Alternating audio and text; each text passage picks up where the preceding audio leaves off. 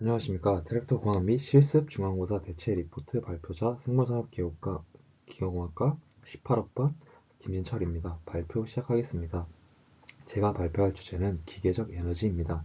자세히 말하면 기계가 움직이게 하는 그 동력, 즉 기계적 에너지는 어떻게 만들어지는가입니다. 다음으로 넘어가겠습니다. 먼저 목차부터 설명하겠습니다. 첫 번째, 서론, 그리고 두 번째와 세 번째는 지금 이 시대에 가장 많이 사용하는 기계적 에너지로의 대표 에너지 변환 기관인 전기 에너지에서 기계적 에너지로 변환인 전동기이며, 세 번째 열 에너지의 기계적 에너지 변환인 오토 엔진입니다.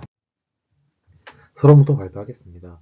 서론에서는 기계 에너지 변환, 역학적 에너지, 기계적 에너지로의 변환이 있겠습니다. 먼저 기계란 작은 의미로는 다수의 부품으로 구성된 것으로 일정한 상대 운동에 의해 유용한 일을 하는 동적 장치를 가리킵니다. 쉽게 말해서 일을 하기 위해 움직임을 갖는 장치를 말합니다. 넓은 의미로는 에너지를 변환시키거나 전달하는 장치의 총칭입니다. 그러면 에너지 변환이란 정의로는 어떠한 한 종류의 에너지를 또 다른 종류의 에너지로 바꾸는 것입니다. 그림을 보시다시피 다양한 에너지가 있으며 각자 에너지들끼리는 변환이 가능하다는 것을 알 수 있습니다. 여기서 열 에너지와 전기 에너지의 역학적 에너지로의 변환이 발표의 핵심입니다.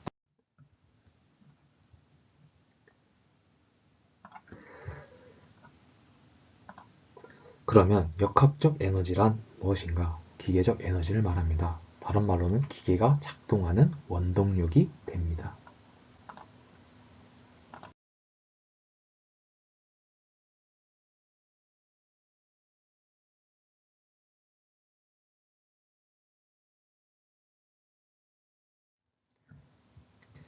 기계적 에너지로의 변환에서는 크게 두 가지 방법이 많이 쓰입니다. 첫 번째로는 전기 에너지에서 기계적 에너지로의 변환, 이것을 활용한 기계로는 전동기가 있습니다.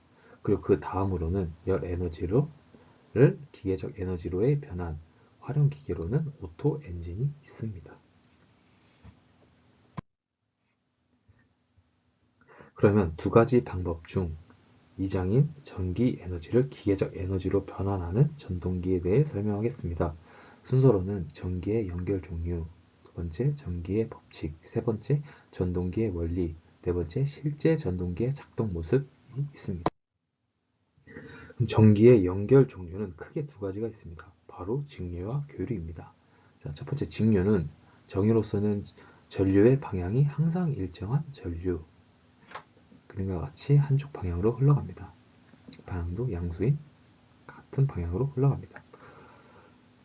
이러한 특성을 가진 대표적인 것이 건전지가 있습니다. 다음으로는 교류가 있습니다. 그에 대한 정의는 전류의 방향과 크기가 일정한 주기로 변화하면서 흐르는 전류입니다. 그림과 보시다시피 방향이 플러스 마이너스 반복하면서 양방향으로 가는 것을 볼 수 있습니다. 그리고 교류의 예로는 가정집에 쓰는 콘센트가 있습니다. 그리고 교류에서는 사인 그래프, 이것을 한 주기라 하고 1초당 몇 번의 주기가 있었는지, 하나, 둘, 셋, 그리고 여러 번 있습니다. 그리고 따라서 한 주기로 하고 1초당 몇 번의 주기가 있었는지를 나타내는 것을 바로 주파수, 단위로는 헤르츠라고 합니다. 교류에는 크게 단상교류와 삼상교류가 있습니다. 첫 번째 단상교류는 두 개의 전선으로 한 가지의 전류를 보내는 교류입니다. 이것은 가정용에서 많이 쓰입니다. 그 다음으로 삼상교류가 있습니다. 세 개의 전선으로 주기의 3분의 1씩 전이차를 두고 전류를 보냅니다. 이건 산업용으로 많이 쓰이고, 그림을 보시다시피 V의 최고점이 짧은 간격마다 있어 평균 전류가 높아 효율적이어서 가장 많이 쓰는 교류 방식입니다. 다음으로는 전기의 법칙을 설명하겠습니다. 이 부분부터는 전동기의 핵심 개념이므로 주의 깊게 들으셨으면 좋겠습니다. 자, 플레밍의 왼선 법칙입니다. 전동기의 원리인 공식입니다. 자, 여기서 자속이란 자기력선의 다발의 방향을 말합니다. 자, 이게 쉽게 말하면 자기장, 이 자기장의 방향을 말합니다. 이 공식의 중요한 핵심은 전자력, 자속, 전류 중 두 개를 안다면 나머지 하나의 방향을 알 수 있고 또 그것이 실제로 작용한다는 것을 알 수 있습니다. 그리고 여기서 나타내는 이 전자력은 기계적 에너지를 만드는 중요한 힘입니다. 그 다음으로는 플레밍의 오른손 법칙이 있습니다. 이 공식은 발전기에 쓰이는 공식이며 그림에서 보시다시피 엄지손가락은 운동 방향을 가리키고 검지는 자속의 방향, 즉 자기장의 방향, 그리고 중지는 유도기 전력의 방향을 나타냅니다. 이 또한 왼손 법칙과 같이 이 세 개 중 두 개를 안다면 다른 하나의 방향을 알 수 있고 그것 또한 작용되고 있다는 것을 알 수 있습니다. 자, 다음으로는 전동기의 원리에 대해 설명하겠습니다.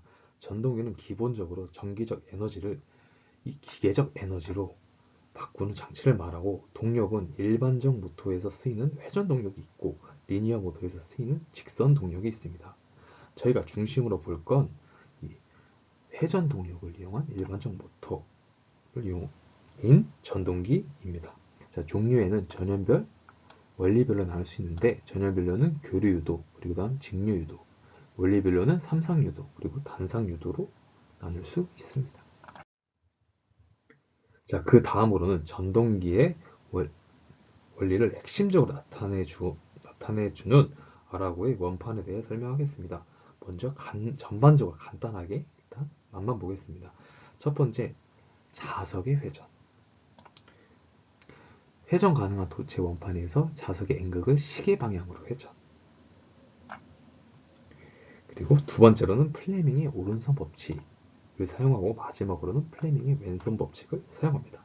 일단 간단하게 전체적인 걸 보시고 뒤에 바로 자세히 설명하겠습니다. 아라고의 원판 첫 번째 원리부터 시작하겠습니다. 아라고의 원판 첫 번째는 자석의 회전입니다. 옆에 그림을 보시다시피 원판을 N극과 S극 사이에 두고 이 아래에 S극이 있습니다.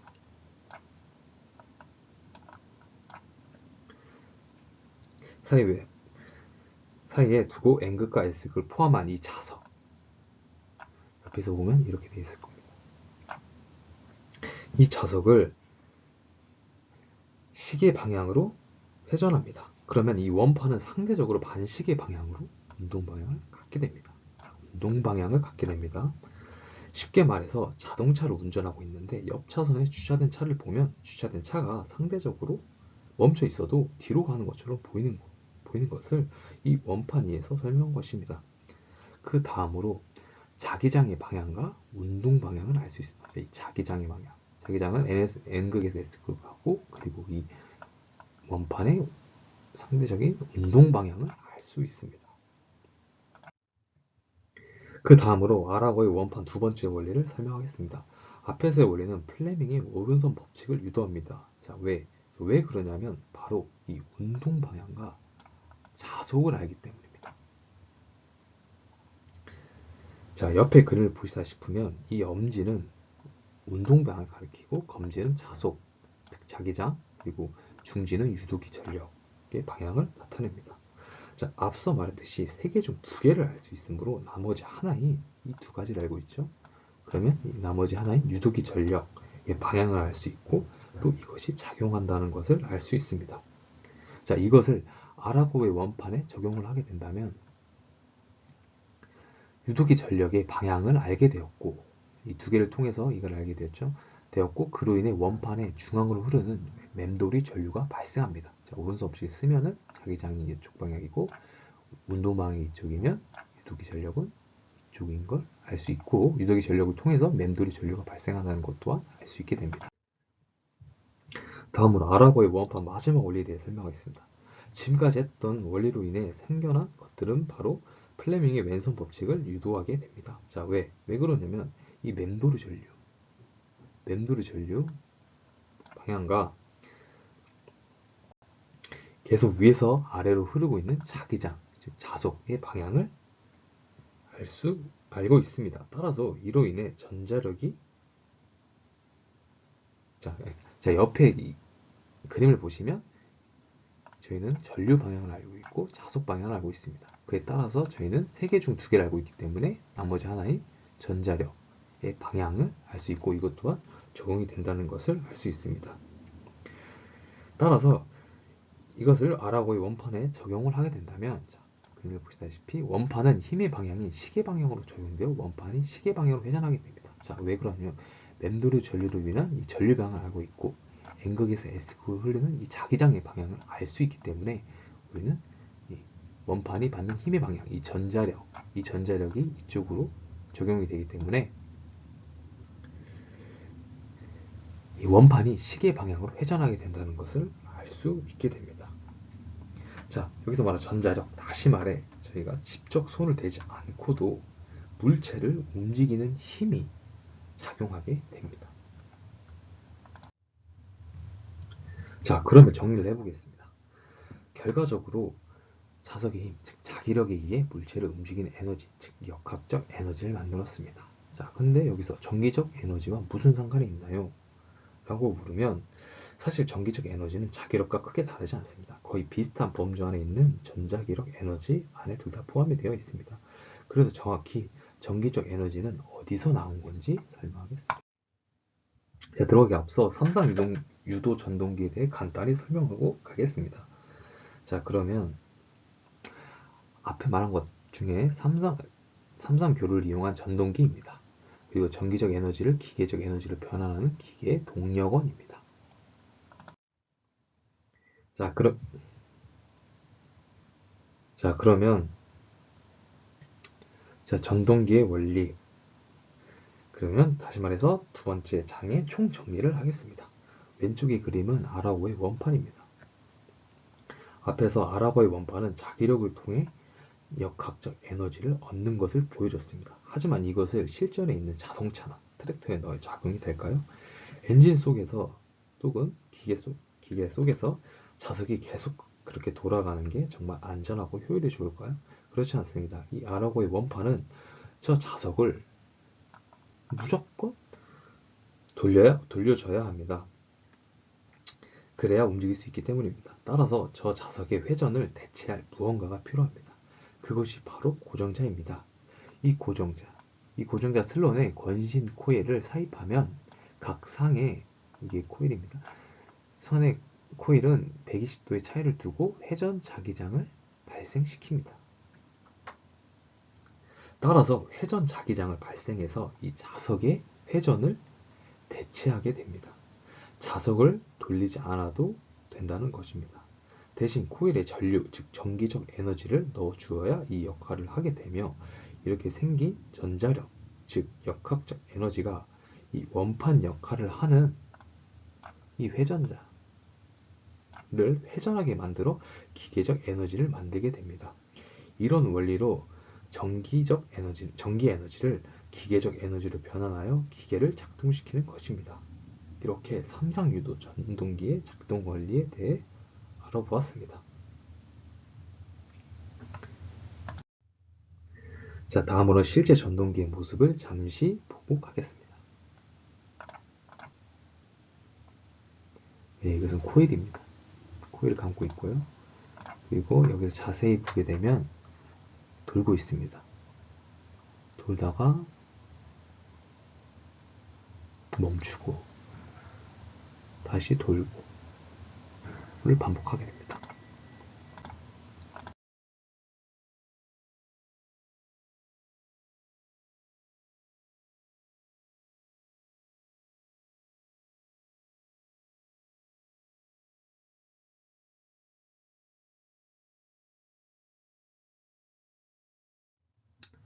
자, 다음 3장으로는 열 에너지를 기계적 에너지로 바꾸는 오토 엔진에 대해 설명하겠습니다. 순서로는 내연기관과 외연기관, 그 다음으로 내연기관의 구조, 그 다음 오토 사이클, 그리고 마지막으로 오토 엔진의 작동 모습 순으로 설명하겠습니다.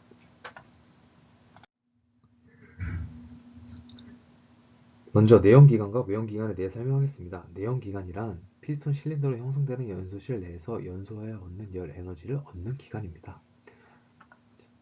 영상을 보시다시피 발생한 연소 기체의 높은 압력이 피스톤을 밀어냄으로써 기계적 에너지를 발생합니다. 이것은 자동차에 가장 많이 쓰이는 엔진 기관입니다. 자, 그 다음으로 외연기관이란 피스톤, 실린더 장치는 서로 분리되어 있으며 연소율, 다시 말해서 열 에너지를 이용해 물을 증발시켜 증기를 발생하는데 이 증기로 피스톤, 실린더 장치를 밀어 기계적 에너지를 내는 기관, 즉 열 에너지를 기계적 에너지로 변화하는 기관입니다. 대표적으로 증기기관차가 있습니다.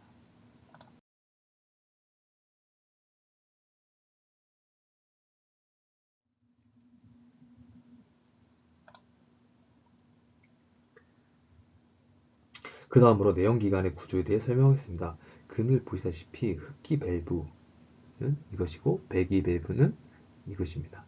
상사점은 실린더의 최적이 최소가 되는 피스톤 위치 TDC, 그리고 하사점 실린더의 최적이 최대가 되는 피스톤의 위치, 그리고 행정은 상사점과 하사점 이 사이의 거리를 말합니다.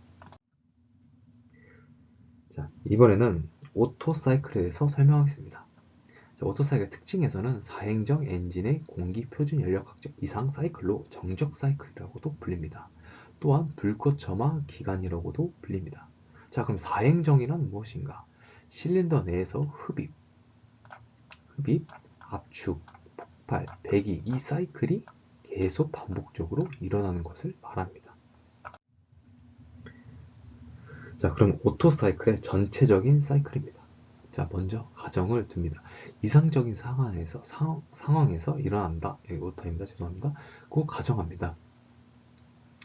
그 다음, 자, 순서가 어떻게 되냐면 5번. 이거는 지금 전체를 간단하게 일단 살펴보는 것이므로 그냥 가볍게 봐주시면 감사하겠습니다. 자, 5번에서 1번으로 갈 때는 흡기 상황이 됩니다. 그 다음 다시 1번에서 2번으로 가서 압축 상황이 됩니다. 그 다음 2번에서 3번으로 가면서 점화 기간이 되면 점화 단계가 되고 3번에서 4번으로 가면서 폭발을 일으키고 그리고 4번에서 1번으로 가면서 배기가 시작되면서 1번에서 다시 5번으로 배기가 되면서 다시 원점으로 돌아가게 됩니다. 이렇게 다시 같은 사이클을 반복하면서 계속 기계가 반복적으로 운동하게 됩니다. 자, 이번에는 오토 사이클이 어떻게 돌아가고 또 각 단계마다 어떤 특징을 갖고 있는지 자세히 들어가 보도록 하겠습니다. 먼저 5번에서 1번으로 가는 흡기 단계가 있습니다. 이 공기가 혼합한 연료가 흡기 밸브를 통해 혼입이 됩니다. 이렇게 되면 압력은 유지가 되고 최적은 상승하게 됩니다. 자, 그 다음으로 1번에서 2번으로 가는 단열 압축이 있습니다. 흡기가 멈추고 피스톤이 위로 상승합니다. 네, 여기가 맞고 이렇게 피스톤이 상승하게 됩니다. 자, 이 압력은 상승하고 최적은 하강하게 됩니다. 자, 그 다음으로 2번에서 3번으로 가는 이 점화 단계, 정적 가열 아니면 정적 연소 단계입니다. 여기서 스타플러그 점화가 시작이 되는 순간입니다. 자, 압력은 순간적으로 증가하고 최적은 유지가 됩니다. 상사점입니다. 여기가. 자, 그 다음으로 3, 4단계 폭발 단계가 됩니다. 여기서 점화 플러그가 작용이 됩니다. 여기서는 단열 팽창 단계라고 말하며 흡기가 멈추고 피스톤이 아래로 하강하게 됩니다. 여기서 압력은 상승하고 부피는 하강하게 됩니다. 이때 여기서 열 에너지를 사용하게 됩니다. 자, 그 다음으로는 4번에서 1번으로 가는 배기가 시작이 됩니다. 여기서는 정적 방향이고 배기가 시작되면서 압력은 감소하고 부피는 유지가 됩니다. 자, 다시 1번에서 5번. 자, 배기가 되면서 흡기가 멈추고 피스톤이 위로 상승하게 됩니다. 여기서 압력은 유지되고 부피는 하강이 됩니다. 그럼 다시 5번이 돼서 다시 이 사이클을 계속 반복을 하게 되는 겁니다. 자, 영상을 간단하게 보겠습니다. 자, 이런 식으로 계속 반복적으로 열 에너지 이용해 역학적 에너지를 만들어내게 됩니다. 그 말은 즉슨 여기서 점화 플러그를 터지는 거 보이시죠? 자, 이렇게 해서 열 에너지가 역학적 에너지 되고 그 말은 즉슨 열 에너지가 기계적 에너지로 된다는 것을 말해줍니다.